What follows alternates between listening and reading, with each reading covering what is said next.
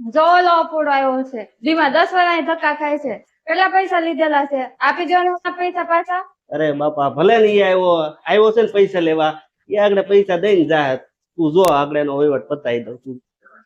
પેલા તારે મારા પૈસા દેવાના છે કે ન દેવાના? એટલા ફોન કરવા તને, તું ઘેરે ન હો, તું સો હમણાંથી એ બે નિરાતે બે. નિરાતે બે હું તારે મારા પૈસા દેવાના છે કે ન દેવાના? અને તું દિન રાત રહે કા? હા ભાઈ હમણાં જજમાન ની કન્યા પરણાવવા ગયો તો હમણાં બહુ કામમાં છું. હમણાં તું નિરાત રાખ. તું પૈસા આપી દે ને ભાઈ મારા. હવે હા મળી જાય. કોના દીધા ને કોના બાકી રાખ્યા? તારે ભાઈ મારા પૈસા ન દેવા હોય તો ના પાડી દે. હું ખોટો ઉભો રે, ધક્કા એક ખાતો મિનિટ, મોટો. એક મિનિટ ઉભો રે, ફોન આવ્યો. હા જજમાન. હા બોલો ને. શું? કાંઈ વાંધો નહીં. ચિંતા કરો માં, તમારી દીકરી મારી દીકરી મારી પાસે છે એક બે મુરતિયા. હું એમનો ફોટો મોકલું, જોઈ લેજો પછી મને કહેજો. તો ગોર મારું ગોઠે ને, હું બાકી છું.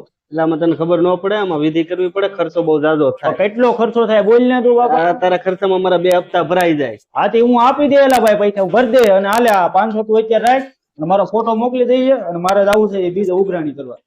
કેમ? જો આવ્યો તો લેવા ગયો ને દઈશ.